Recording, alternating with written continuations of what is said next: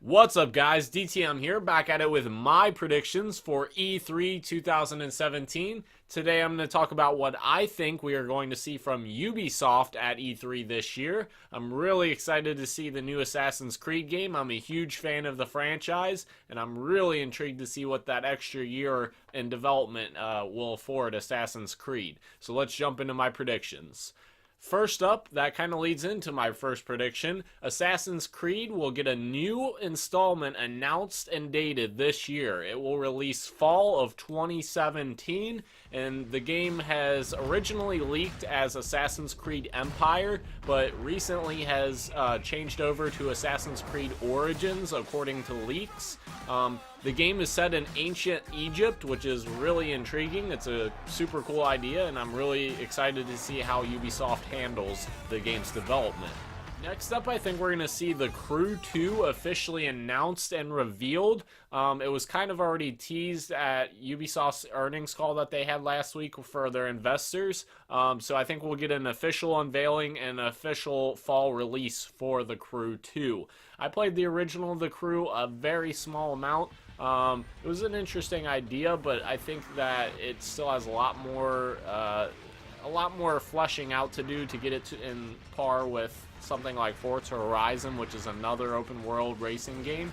Really intrigued to see what they turn that into. The Crew 1 was a little bit of a letdown for me personally, so I'm intrigued to see how they treat the sequel.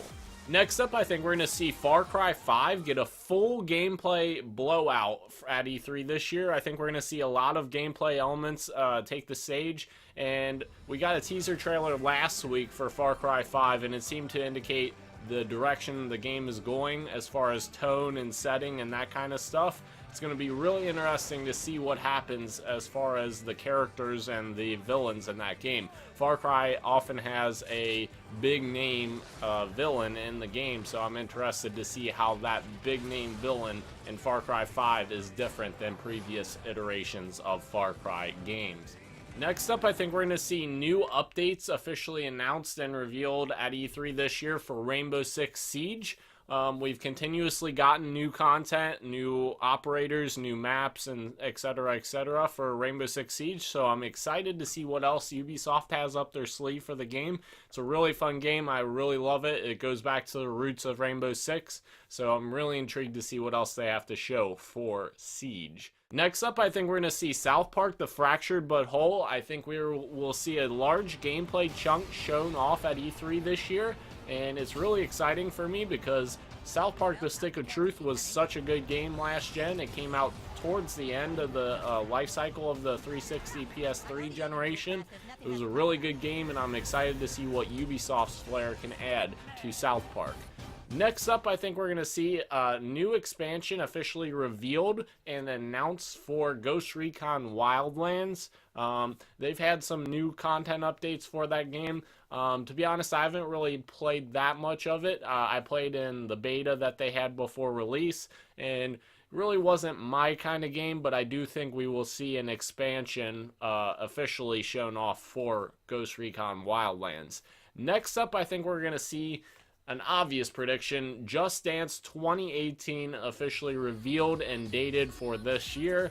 It's not a surprise. Ubisoft, for the last, I don't know how many years, has released a Just Dance game. It's an easy way for them to make money. It's a fun family experience that everyone can participate in, so it's not going to be a surprise to see that at E3 this year.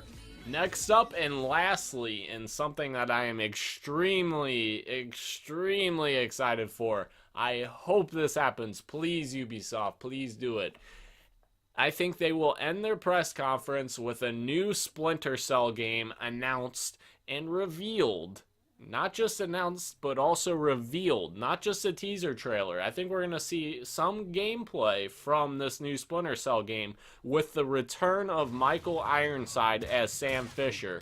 And this is super important because 2013's Splinter Cell Blacklist did not have Michael Ironside. They cited reasons for performance capture. They wanted to have the actors perform and voice the characters at the same time. I don't think they care about that anymore because a lot of people were upset that Sam Fisher was no longer being voiced by Michael Ironside, who is the iconic voice of Sam Fisher. I think he will return. I think we will be all excited for it. Spies vs. Mercs multiplayer. Really excited to see something from Splinter Cell. Please, Ubisoft, let's see it. That's my Ubisoft prediction, guys.